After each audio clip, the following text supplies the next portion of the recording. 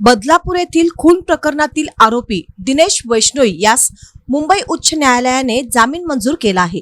या निर्णयामुळे प्रकरणाला नवीन वळण मिळाले असून न्यायालयीन प्रक्रियेत पुढील घडामोडींवर लक्ष केंद्रित झाले आहे। बदलापूर येथील 8 डिसेंबर 2022 रोजी दुपारच्या सुमारास ही घटना घडली होती। मयत श्रवण कुमार वैष्णोई याने 2 महिन्यांपूर्वी आरोपी बुद्धाजी वैष्णोई याला काही रक्कम दिली होती। त्या पैशांची मागणी वारंवार होत असल्याने बुद्धाजी वैष्णोई याने मनात राग धरला।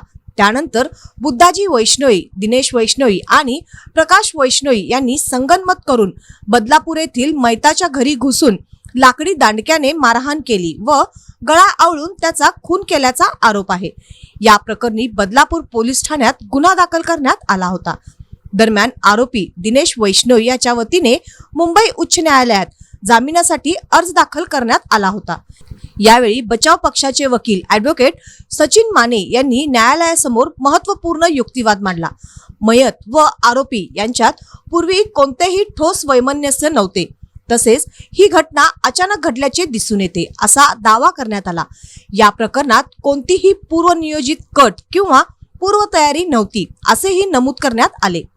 तसेच सदर गुन्ह्याचा तपास पूर्ण झालेला असून प्रकरणात कोणतेही प्रत्यक्षदर्शी साक्षीदार नाहीत असेही न्यायालयात सांगण्यात आले। मैताच्या शरीरावरील जखमांवरून खून करण्याच्या ठाम उद्देशाने मारहाण केल्याचे स्पष्ट होत नाही असा युक्तिवादही करण्यात आला।